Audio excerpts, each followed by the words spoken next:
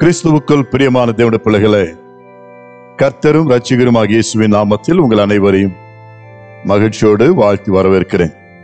இந்த நாளிலும் கூட தேவனுடைய வார்த்தையிலிருந்து 1 தீமோத்தேயு 6ஆம் அதிகாரம் 10 முதல் 12 வசனங்களை நாம் தியானிக்க போகிறோம். இதற்கு நாம் யாவரும் தலைகளை தாழ்த்தி ஜெபிப்போம். தேவன் நம்மோடு பேசும்படியாய். எங்களை அளவுக்கு அதிகமாக நேசிக்கிற எங்கள் அன்பு நிறைந்த பரம பிதாவே, இப்பொழுதும் கூட நீர் கொடுத்த அந்த வார்த்தையின்படி எங்களோடு பேசும். கேட்கிறவர்களை கர்த்தர் ஆசீர்வதிப்பீராக. ஆண்டவரே, உம்முடைய வார்த்தைக்கு வல்லமை உண்டு, ஜீவன் உண்டு என்று நான் விசுவாசிக்கிறேன். அந்த ஜீவன் கேட்கிற ஒவ்வொருவருக்குள்ளும் பிரவேசிக்க இப்பொழுதும் எங்களை தாழ்த்தி உம்முடைய வார்த்தைக்கு நேராக எங்கள் செவிகளை திறந்திருக்கிறோம். நீர் பேசும், நாங்கள் கேட்கிறோம். இயேசு கிறிஸ்துவின் நாமத்தில் வேண்டிக் கொள்கிறோம் பிதாவே, ஆமென்.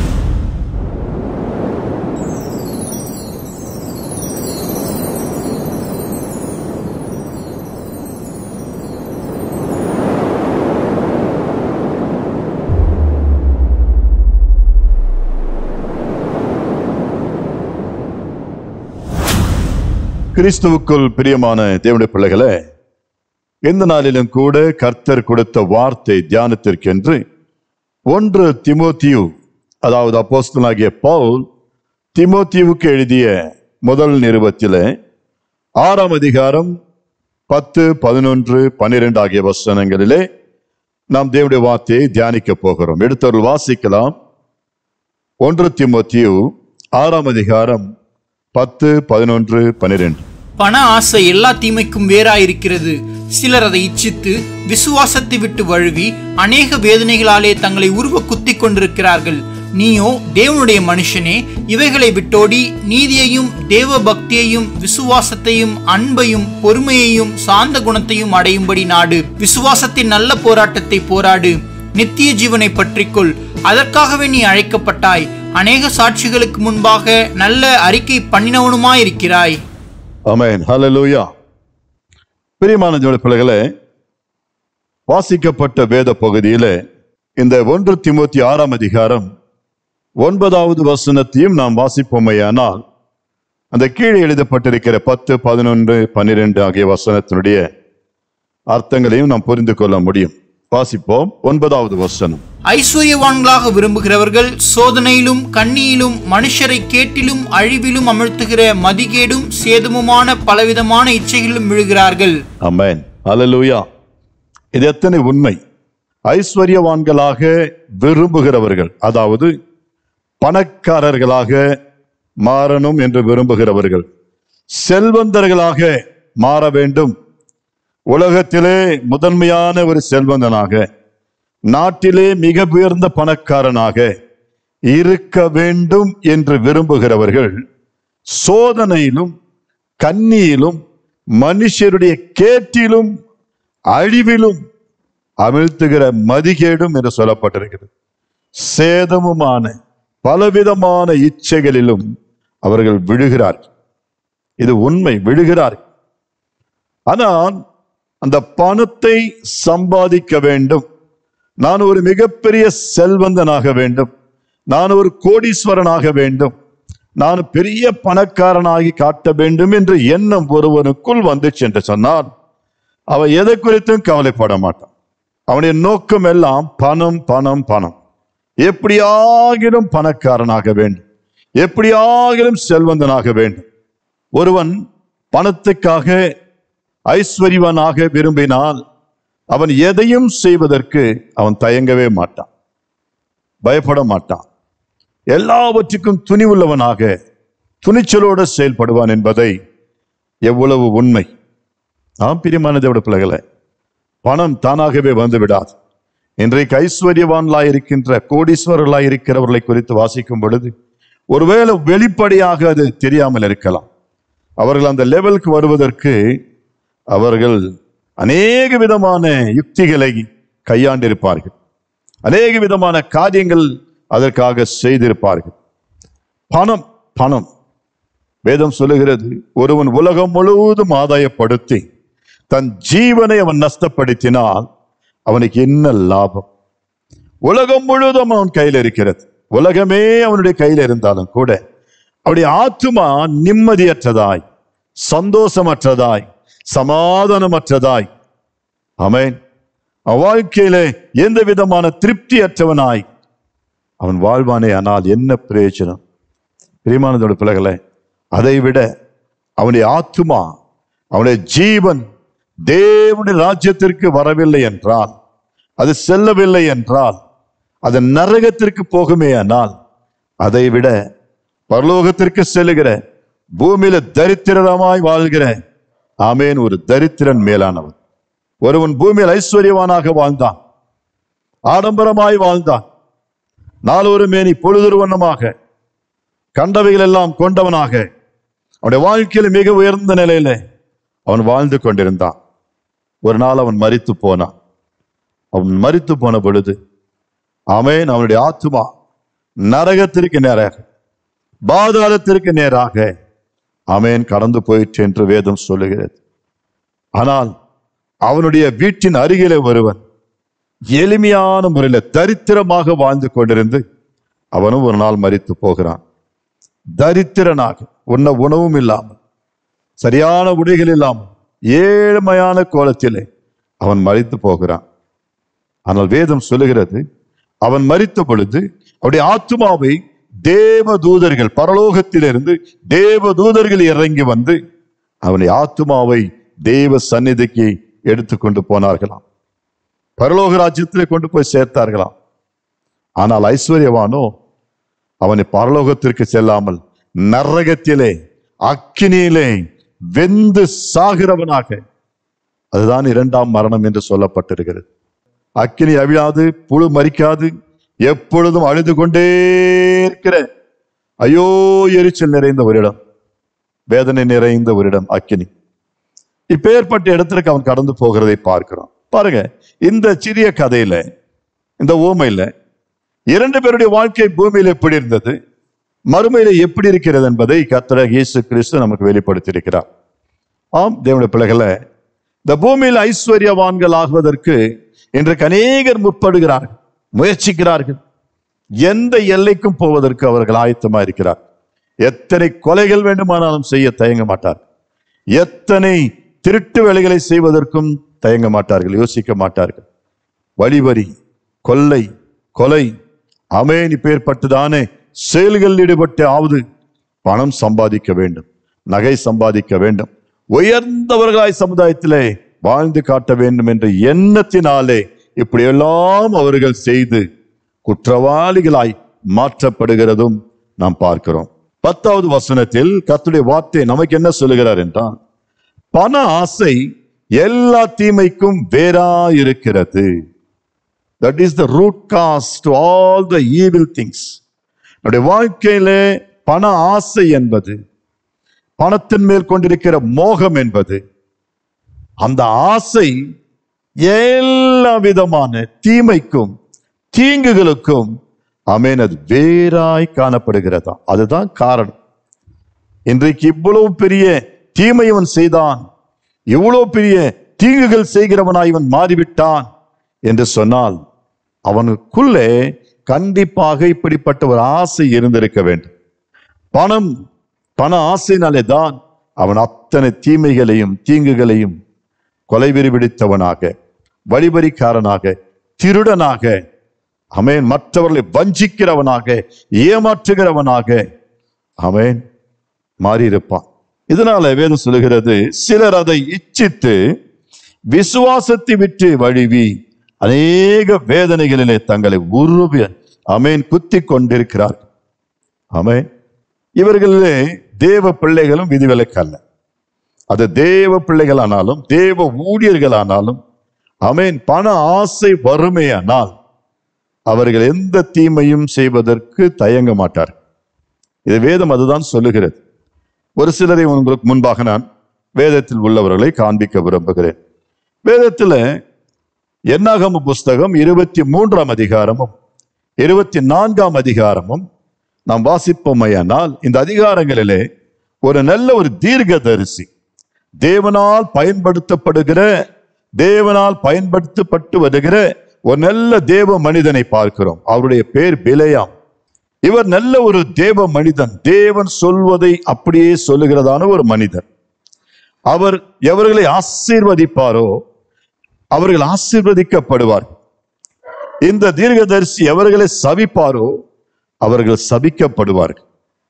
தேவன் அப்படிப்பட்ட வல்லமையான கருவியாக இந்த பூமியிலே அவரை பயன்படுத்தி கொண்டு வந்த காலத்திலே வேதம் சொல்லுகிறது, பாலாக் என்கின்ற ஒரு ராஜா பிலியாமுடைய வல்லமைகளை அறிந்து இந்த பிலியாமின் மூலமாக இஸ்ரவேலின் புத்திரராகிய தேவனால் தெரிந்து கொள்ளப்பட்டவர்களாகிய இந்த தேவ ஜனங்கள் மேல ஒரு எரிச்சல், ஒரு கோபம், எதிரிகள், ஒருவருக்கொருவர் எதிரிகளாயிருப்பார்.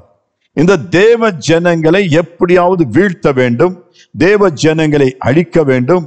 கர்த்தருடைய ஜனம் நாளுக்கு நாள் பெருகி கொண்டிருக்கிறது, இவர்களை எப்படியாவது ஒழித்து கட்ட வேண்டும் என்பதற்காக அவன் பல நாட்களாக பல ஆண்டுகளாக ட்ரை பண்ணி கங்கணம் கட்டி கொண்டிருந்தான்.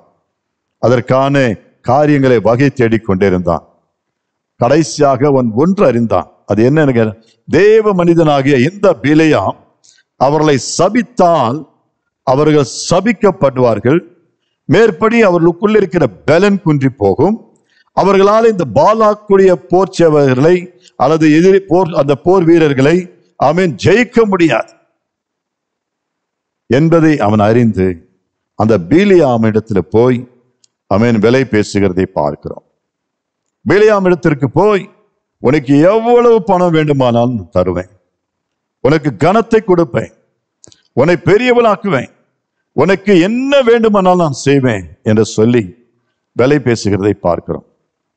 ஆரம்பத்தில் இந்த பிலேயாம் ஆகிய தேவ மனிதன், முடியாது, நான் ஒரு தேவ மனுஷன், நான் தேவனுக்கு கீழ்ப்படுகிறவன், தேவனுடைய வார்த்தையை மீறக்கூடாது, தேவன் சொல்வதை நான் மாற்றி சொல்லக்கூடாது, என் தேவன் எனக்குள்ள இருக்கிறார், என் ஆண்டவர் என்னோடு கூட பேசுகிறவர், அவர் என்ன சொல்லுவார் அதன் மட்டுமே நான் சொல்லுவேன் என்று சொல்லி ஆமேன் வாதாடி அந்த ராஜாவோடு இந்த பாலாக்கோடு சொல்லிக் கொண்டிருந்தாலும் கூட ஒரு கட்டம் வந்த பொழுது அந்த பணத்தின் மேல் கொண்டிருந்த மோகத்தினால, அந்த பணத்தின் மேல் கொண்டிருந்த ஆசையினால இந்த ராஜா சொன்ன வார்த்தைக்கு மயங்கினவனாக, சரி நான் செய்வேன் என்று சொல்லி அதற்கு வேண்டிய ஏற்பாடுகள் எல்லாம் செய்கிறார்.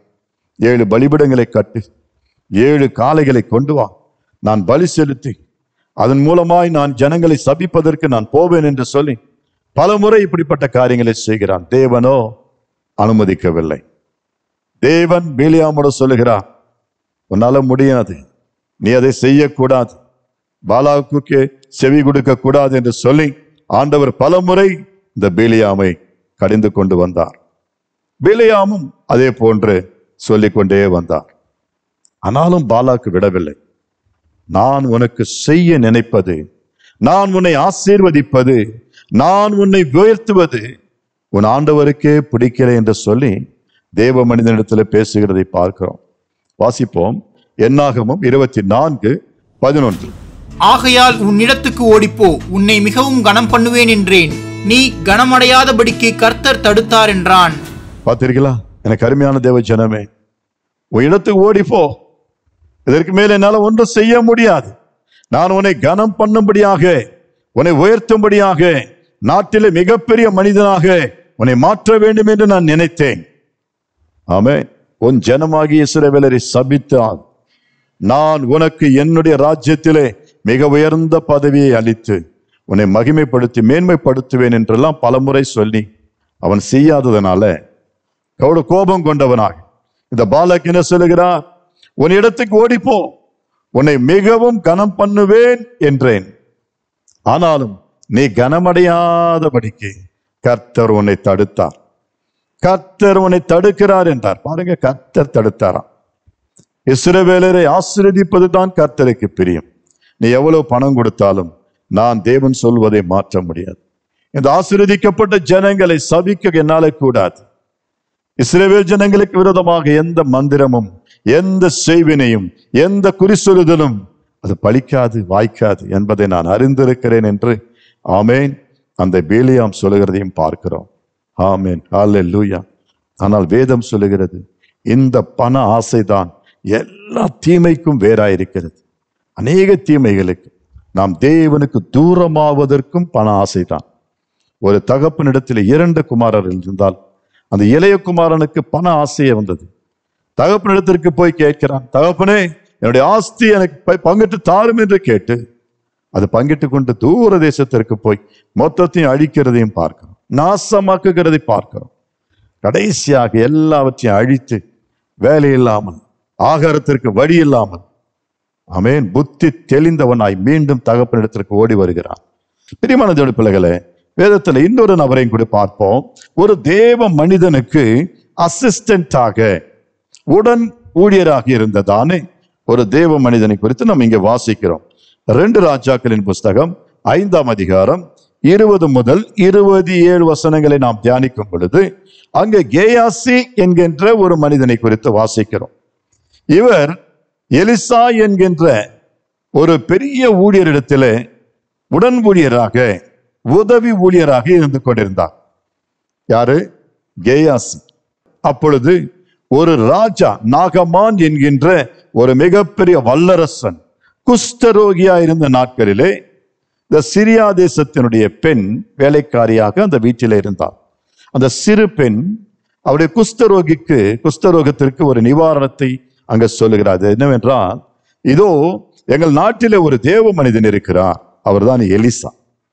அவரிடத்திற்கு இவர் போவானேயானால், நம்முடைய எஜமான் போவாரேயானால் என்று அந்த எஜமாட்டியிடத்தில் சொல்லுகிறதை பார்க்கிறோம். அங்கு அவருக்கு சுகம் கிடைக்கும் என்று சொல்ல இந்த நாகமான் என்கின்ற பேரரசன் தன்னுடைய படையோடு கூட, குதிரைகளோடு கூட, நல்ல காணிக்கைகளோடு கூட புறப்பட்டு போகிறார். அங்க சென்று அந்த எலிசாவிடத்திற்கு போகிறார். எலிசாவிடத்திற்கு வந்து எலிசாவிடத்திற்கு இறங்கி அவர் தங்கியிருக்கிற அந்த அறைக்குள்ள செல்லாமல் வெளியே குதிரின் மேலே அமர்ந்தவராய் அல்ல ரதத்தின் மேல் அமர்ந்தவராய் அங்கிருந்து எல்லா காரியங்களையும் பேசிக் கொண்டிருக்கிறார். தேவ மனிதனாகிய எலிசாவிடத்தில் வந்து, ஏதோ தேவ மனிதனே, இதை போல அரசன் வந்திருக்கிறார் என்று சொல்லி, உம்மிடத்தில் சுகம் பெறும்படியாய் வந்திருக்கிறார் என்று சொல்ல, ஐயோ தேவ மனிதன் என்று சொல்லுகிறார். அவரை அருகில் இருக்கிற யோர்தானுக்கு சென்று யோர்தானில் 7 முறை அவரை மூழ்கும்படி செய்யுங்கள் என்று சொல்லி கட்டளை கொடுக்கிறார். இந்த வார்த்தை கேட்ட மாத்திரத்தில் அந்த குஷ்டரோகியானி ஆகிய அந்த பராக்கிரமசாலி ஆகிய அந்த நாகமானுக்கு எரிச்சலும் கோபமும் அப்படியே பொத்திக்கிட்டு வந்துச்சு பாருங்க. அவன் ரதத்தை விட்டு இறங்காமல் அப்படியே பின்வாங்கி வீட்டுக்கு செல்லுகிறதை பார்க்கிறோம். அப்பொழுது கூட இருந்த வேலைக்காரர்கள் அவரை கெஞ்சி கேட்டுக்கொண்டார். அந்த மந்திரிகள் கெஞ்சி கேட்கிறார்கள், ஐயா, தேவ மனுஷன் வேற ஏதாவது சொல்லியிருந்தால் செய்திருப்பீர்கள் அல்லவா? அவர் என்ன சொன்னார்? இந்த யோர்தானில போய் 7 முறை மூழ்க சொன்னார். அதற்கு ராஜா சொன்ன வார்த்தை, நம்முடைய நாட்டிலே இல்லாத ஆறுகளா, ஏரிகளா?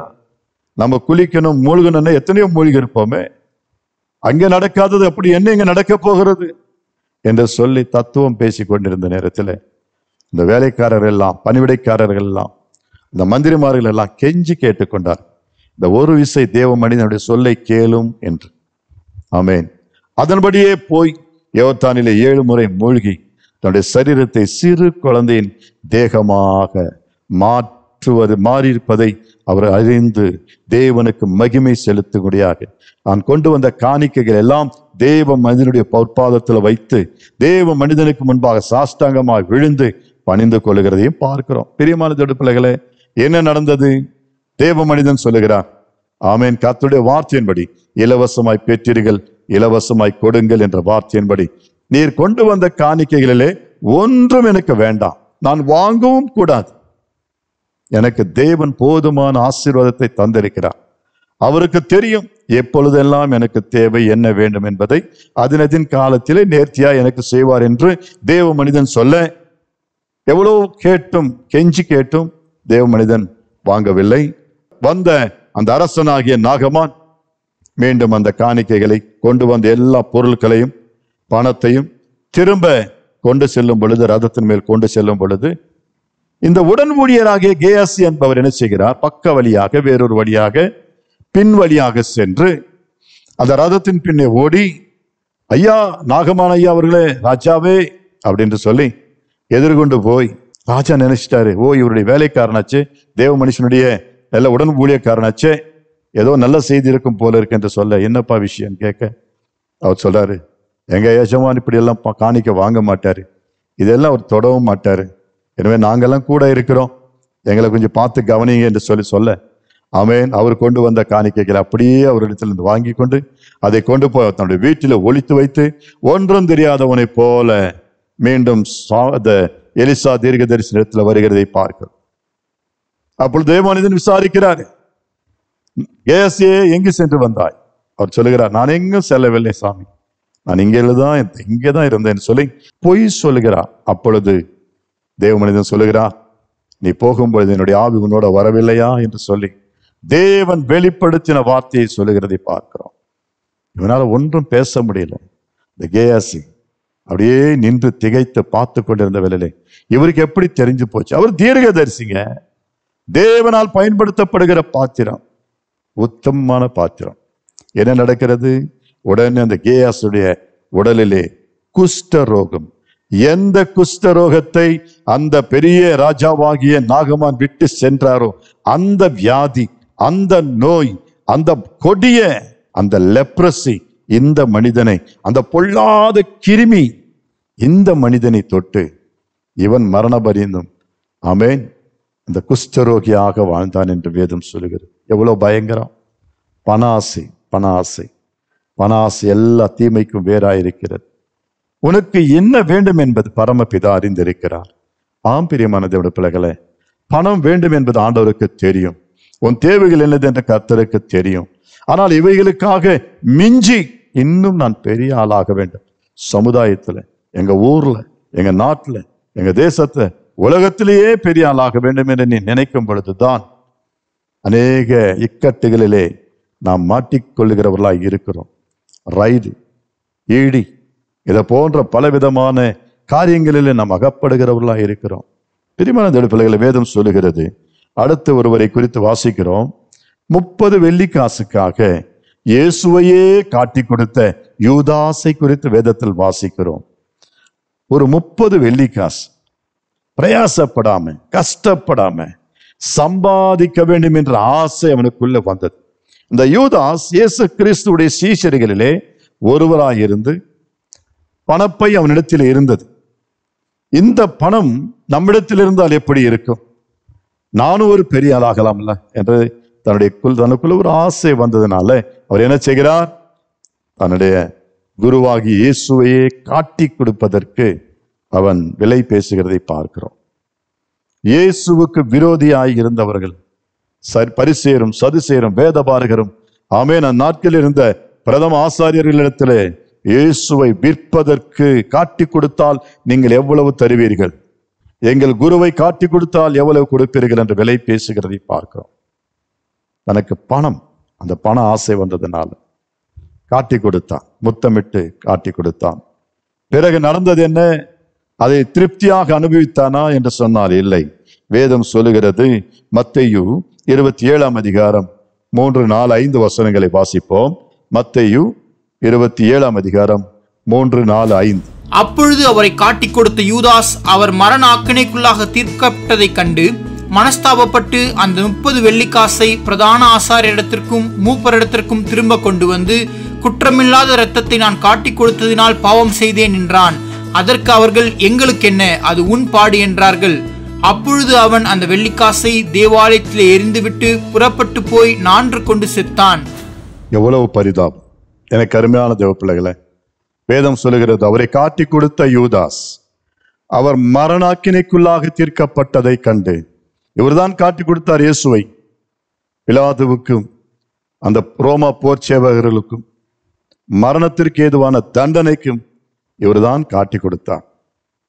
காட்டி கொடுத்த பிறகு இப்படிப்பட்ட ஒரு கொடூரமான தண்டனை, கொடூரமான சிலுவை தண்டனை, மரணம் இவருக்கு விதிக்கப்படும் என்று ஒருவேளை ஒரு கணித்திருக்க மாட்டார். யூதாஸ் அவர் பணத்தை மாத்திரமே பார்த்தவராய், பணமே அவருடைய மைய கருத்தாக எண்ணமாய் இருந்ததுனால மற்றதெல்லாம் அவருடைய குணமே மாற்றப்பட்டதாய் மாறினதாய் நம்மாலே பார்க்க முடியும். ஆம் பிரியமான தேவனுடைய பிள்ளைகளே, வேதம் சொல்லுகிறது, அவர் மரணாக்கினைக்குட்பட்டவராய் இயேசு கிறிஸ்து மரண தண்டனை ஆமென் ஏற்றுக்கொண்டார் என்று அங்கு பார்த்தவுடனே, கேள்விப்பட்டவுடனே வேதனை பட்டு மீண்டும் மனம் கசந்து அந்த மூப்பர்களிடத்திலும் ஆசாரியரிடத்திலும் பிரதான ஆசாரியரிடத்தில் வந்து ஆமென் திரும்ப அந்த பணத்தை கொடுத்து, என்னை மன்னித்து விடுங்கள், என்னை தயவாய் மன்னித்து விடுங்கள், குற்றமற்றவரை நான் காட்டி கொடுத்தேன், நான் இது மொத்தமாய் பாவம் செய்தேன் என்று சொல்லி மனிதர்களிடத்திற்கு சென்று அந்த பணத்தை திரும்பி கொடுத்து மனஸ்தாபப்பட்டு அழுது கொண்டிருந்த வேளையிலே அவர்கள் சொன்ன வார்த்தை என்ன தெரியுமா? பிரியமான தேவனுடைய பிள்ளைகளே, இதோ அது உன்னுடைய பாடு, அது உன்னுடைய பாடு, அது உன் பாடு, எங்களுக்கு என்ன என்றார்கள். எங்களுக்கு கிடைக்க வேண்டியது கிடைச்சிச்சு, எங்களுக்கு கிடைக்க வேண்டிய நபர் கிடைச்சிட்டார். அவர் தான் எங்களுக்கு விரோதமாக செயல்பட்டவர். எங்களுடைய தத்துவத்திற்கும் எங்களுடைய சட்டங்களுக்கும் எங்களுடைய வேதத்திற்கும் விரோதமாய் செயல்பட்டவர் தான் அந்த இயேசு என்று சொல்லி அவர்கள் இயேசு கிடைத்தவுடனே சந்தோஷமாக யூதாசை கூட உதாசீனப்படுத்தினார். ஆனா என்ன நடக்கிறது? வேதம் சொல்லுகிறது, அப்பொழுது அவன் அந்த வெள்ளி காசை கொண்டு போய் தேவாலயத்தில் எறிந்து விட்டான். அந்த பணத்தை வேறு எங்கும் எரிந்து விடாமல் தேவாலயத்தில் எரிந்து விட்டால் பரிகாரம் கிடைத்து விடுமா? கிடைக்காது. நடந்தது நடந்ததுதான். தேவாலயத்தில் எரிந்து விட்டாலும் கூட அவன் வாழ்க்கையில ஒரு நிம்மதி இல்லை, ஒரு விடுதலை இல்லை. வேதம் சொல்லுகிறது, அவன் புறப்பட்டு போய் நான்று கொண்டு செத்தான், நான்று கொண்டு செத்தான். அவன் தொங்கினான், தூக்கிட்டு கொண்டு செத்தான். பிரியமானதோட பிள்ளைகளை, 30 வெள்ளி காசுக்காக தன் ஜீவனையே மாய்த்து கொண்டான். இந்த எத்தனை பேர் இது போல பணத்திற்காக ஆமென் பணத்திற்கு அடிமைகளாய் பணம் சம்பாதிக்க வேண்டும் என்பதற்காக அநேக விதமான தவறான வழிகளை செய்து கொண்டு, கள்ள வேலைகளை செய்து கொண்டு, திருடர்களாய் மாறிக்கொண்டு, வழிப்பறியர்களாய் மாறிக்கொண்டு, ஆமென் பலவிதமான இக்கட்டுகளிலே சிக்கிக்கொண்டு இன்னைக்கு சிறைவாசம் பண்ணி கொண்டிருக்கிறார்கள். குடும்பத்தை குறித்து கவலை இல்லை. குடும்பம் என்பதையே அவர்களுக்கு கண்கட்டும். பிள்ளைகள் எதிர்காலத்தை குறித்து கவலை இல்லை. எப்படியாகிலும் பணக்காரனாக வேண்டும், கழுத்தில் இவ்வளவு தங்கம் தொங்க வேண்டும், இவ்வளோ பெரிய மனிதனாய் நான் இருக்க வேண்டும் என்ற அந்த ஆசையினால இன்றைக்கு எத்தனை பேர் ஆமென் இன்றைக்கு சிறைவாசம் பண்ணி கொண்டிருக்கிறதை பார்க்கிறோம். தண்டனைக்குட்பட்டவர்களாய் ஆக்கினைக்குட்பட்டவர்களாய் வாழ்ந்து கொண்டிருக்கிறார். ஆம், இது உலகத்தில் நடக்கின்ற சம்பவங்கள். இந்த நேரத்தில் தான் வேதத்தின்படி கர்த்தர் அவரை நேசிக்கிற, அவரை பின்பற்றுகிற, அவரை ஆராதிக்கிற அவருடைய பிள்ளைகளாகிய நமக்கு சொல்லுகிற வார்த்தை என்ன தெரியுங்களா? எடுத்து வாசிப்போம். வசனம் 11-12. 1 தீமோத்தேயு 6ஆம் அதிகாரம் 11-12 வாசிப்போம். நீயோ தேவனுடைய மனுஷனே, இவைகளை விட்டோடி நீதியையும் தேவ பக்தியையும் விசுவாசத்தையும் அன்பையும் பொறுமையையும் சாந்த குணத்தையும் அடையும்படி நாடு. விசுவாசத்தின் நல்ல போராட்டத்தை போராடு, நித்திய ஜீவனை பற்றிக்கொள், அதற்காகவே நீ அழைக்கப்பட்டாய், அநேக சாட்சிகளுக்கு முன்பாக நல்ல அறிக்கை பண்ணினவனுமாயிருக்கிறாய். ஆமென், ஹல்லேலூயா. எவ்வளவு அருமையான ஆலோசனை தேவன் தம்முடைய ஜனமாகிய நமக்கு கொடுக்கிறார் என்பதை பாருங்கள். நீயோ தேவனுடைய மனுஷனே. இந்த செய்தியை கேட்கிற நம்மை பார்த்து ஆண்டவர் சொல்லுகிறார், நீயோ தேவனுடைய மனுஷனே, தேவ பிள்ளையே, இதோ இவைகளை விட்டு ஓடு. பண ஆசை என்கின்ற அந்த ஆசை தூண்டும் இடங்களை விட்டு ஓடு, அந்த ஐக்கியத்தை விட்டு ஓடு. வா, நாம் பெரியவர்களாகலாம், நாம் பெரிய ஆட்கள் ஆகலாம், நல்லா சம்பாதிக்கலாம், அப்படி ஒரு தொழில் செய்யலாம், அப்படி ஒரு காரியம் செய்யலாம், இந்த காரியத்தில் பெரிய ஆளாகலாம், அந்த காரியத்தில் பெரிய ஆளாகலாம் என்று சொல்லி ஒருவேளை உன்னை கடத்தலுக்கு அல்லது கஞ்சா விற்பனைக்கு அல்லது மதுபானம் விற்பதற்கு, கொலை செய்வதற்காகவும் வழிபறி செய்வதற்காகவும் நம்ம ஈடுபடுத்துகிற மக்களாக ஒரு கூட்டம் இருக்கும். ஆனால் அப்பேற்பட்டவர்களை விட்டு விலகணும். வேதம் சொல்லுகிறது, நீயோ இப்பேற்பட்ட காரியங்களை விட்டு, இவைகளை விட்டு ஓடு, அவர்களை விட்டு விலகு. அவதான் வேதம் சொல்லுகிறது, துன்மார்களுடைய ஆலோசனைப்படி நாடாவாது, பாவிகளுடைய வழியில நில்லாத, பரியாசக்காரர் உட்காரும் இடத்துல உட்காராமலும் என்று சொல்லி தேவன் தம்முடைய ஜனத்திற்கு விசேஷித்த ஆலோசனைகளை வழங்கி கொண்டிருக்கிறதை பார்க்கிறோம். நீதி போதனைகள், வேதம் அவருடைய பிள்ளைகளுக்கு, அவரை நேசிக்கிறவர்களுக்கு நல்ல ஆலோசனைகளை, நல்லொழுக்கங்களை கற்றுக் கொடுக்கிறதாய் காணப்படுகிறது. இவைகளை விட்டு ஓடு. நீ என்ன செய்யணும்? நீதியும் தேவ பக்தியையும் விசுவாசத்தையும் அன்பையும் பொறுமையையும் சாந்தத்தையும் அடையும்படி நாடு. பாருங்க, எவ்வளவு நல்ல ஆலோசனைகள். உனக்கு வேண்டாம், பணம் வேண்டுமானால் ஆண்டவருக்கு தெரியும், தெய்வத்திற்கு தெரியும் உனக்கு எது எப்பொழுது கொடுக்க வேண்டும், எவ்வளவு கொடுக்க வேண்டும் என்று. ஆமென், ஹல்லேலூயா. கர்த்தருடைய ஆசீர்வாதமே உனக்கு ஐஸ்வர்யத்தை தரும். ஆமென், அதுல வேதனை இருக்காது. பிரியமானதோட பிள்ளைகளை, நீயோ என்ன செய்யணும்? விசுவாசத்தை, அன்பை நாடு. ஆமென், பொறுமையுள்ளவராயிரு, சாந்தமாய் இரு. இதெல்லாம் நீ தேடும் பொழுது தேவனாகிய கர்த்தர் உன்னோடு இருந்து உன் காரியங்களை வாய்க்க பண்ணுவார். ஆமென், ஹல்லேலூயா. நீதிமானாய் இருப்பதற்கு பிரயாசப்படு. நீதிமானாய் இருப்பதற்கு நீ உட்பட்டால் தேவன் உன்னை ஆசீர்வதிப்பார். வேதம் சொல்லுகிறபடி நீதிமானுடைய சந்ததி அப்பத்திற்காக அலைந்து திரிந்ததே நான் பார்க்கல என்றார். நீதிமானை ஒருபோதும் தள்ளாட ஒட்டா. நீ நீதிமானாய் வாழு என்று சொல்லுகிறது. யார் நீதிமான்? வேதம் சொல்லுகிறது, எசேக்கியேல் 18 அதிகாரம் 9வது வசனத்தில் வாசிக்கும் பொழுது, எசேக்கியேல் 18:9 வாசிப்போம். என் கட்டளைகளின்படி நடந்து என் நியாயங்களை கைக்கொண்டு உண்மையாய் இருப்பானாகில் அவனே நீதிமான், அவன் பிழைக்கவே பிழைப்பான் என்று கர்த்தராகிய ஆண்டவர் சொல்லுகிறார். ஆமென், ஹல்லேலூயா. எனக்கு அருமையான தேவ ஜனமே, என் கட்டளைகளின்படி நட, என் நியாயங்களை கைக்கொள், உண்மையாயிருப்பான், நிச்சயமாய் நீ ஆசீர்வதிக்கப்படுவார். வேதம் சொல்லுகிறது, அவனே நீதிமான். என் வார்த்தைகளும் நடக்கிறவன் நீதிமான், என் கட்டளைக்கு செவி கொடுக்கிறவன் நீதிமான். அவன் பிழைக்கவே பிழைப்பான், அவன் வாழவே வாழ்வான். தேவன் அவனுடைய வாழ்க்கையை செழிப்பாக்குவார், சமாதானத்தோடு கூட மாற்றுவார், அவருடைய குடும்பத்தை ஆசீர்வதிப்பார். பிரியமானதோட பிள்ளைகளை, தேவனாகிய கர்த்தர் இந்த நாளிலே நீயோ நீதியை, தேவ பக்தி, கர்த்தர் மேலே ஒரு பக்தி கொண்டவனாய், பக்தியோடு பயத்தோடு சேவிக்கிறவனாய், தேவனை ஆராதிக்கிற மனிதனாய் நீ வாழ்ந்தால் நிச்சயமாய் கர்த்தர் உன்னுடைய காரியங்களை ஜெயமாய் மாற்றுவார். பிரியமானதோட பிள்ளைகளே, பண ஆசை நமக்கு வேண்டாம். பணம் வேண்டும் என்பது ஆண்டவருக்கு தெரியும். நிச்சயமாகவே தேவன் உனக்கு ஒரு நன்மையும் குறைபடாதபடி தேவன் நீ செய்வதெல்லாம் வாய்க்கும்படி செய்வார். கர்த்தருடைய வேதத்தின் மேல நீ பிரியமாய் இருக்கணும். இரவும் பகலும் தியானமாயிருந்தால் தேவன் நீ செய்வதெல்லாம் வாய்க்கும்படி செய்வார். அவருடைய நியாயப்பிரமாணங்களை கைக்கொள்ளுகிறவனாய், அவரை நோக்கி ஜெபிக்கிற ஒரு மனிதனாய், அவருக்குள்ள ஒரு பக்தி பயம் நிறைந்தவனாய், யாவரோடும் சமாதானமாய் வாழ்கிறவனாய், உன்னை போல பிறரை நேசிக்கிறவர்களாய் நாம் வாழ்ந்தால் கர்த்தர் நிச்சயமாகவே நம்மை காண்கின்ற தேவன் நம்முடைய குறைகளை நிறைவாக்கி நம்ம இந்த பூமியில வாழும் நாட்களிலே நம்முடைய ஆத்துமா வாழ்கிறதை போல எல்லாவற்றிலும் வாழ்ந்து சுகமாய் செழிப்பாய் இருக்கும்படி செய்வார். கர்த்தர் தாமே நமக்கு துணை செய்வாராக. ஜெபம் செய்வோமா? ஜெபிப்போம். பரிசுத்த பிதாவே, பரலோகத்தின் தேவனே, இப்பொழுதும் இந்த வார்த்தைகள் மூலமா நீர் பேசினீர். இதோ இந்த செய்தியை கேட்ட பிள்ளைகள் ஒருபோதும் திசை ஆண்டவரே தவறி விலகி போகாதபடி உடைய நாமத்திலே உடைய வார்த்தையின்படி நடந்து பிள்ளைகள் உமக்கு பயந்து கர்த்தாவே மற்றவர்களுக்கு அன்பு கூறவும், மற்றவர்களை நேசிக்கவும், மற்றவருடைய பொருளை அனுபவிக்காமலும் அபகரிக்காமலும், மற்றவர்களை கொலை செய்யாமலும், தீங்கானவைகளை செய்யாதபடி பண ஆசையினாலே வருகிற எல்லா விதமான காரியங்கள் ஒவ்வொருவருக்கு தூரப்படுத்துவீராக. என் தேவனாகிய கர்த்தர் பிள்ளைகளுக்கு இரக்கம் செய்யுங்கப்பா. தேவைகள் உண்டு, உங்களுடைய பிள்ளைகளுக்கு எத்தனையோ தேவைகள் உண்டு. என் ஆண்டவர் நீர் அவைகளை சந்தித்து பிள்ளைகளை சமாதானத்தோடு வாழ வைப்பீராக. கேட்ட ஒவ்வொருவரையும் நீர்தாமே கனப்படுத்தி மகிமைப்படுத்தி ஆசீர்வதியும். எம்மையினாலே வருகிற கனம் மகிமைங்களுக்கு வேண்டாம், என் தேவனால் நாங்கள் உயர்த்தப்பட்டு மகிமைப்படுத்தப்பட வேண்டும். எனவே நீரே எங்களுக்கு உதவி செய்வீராக.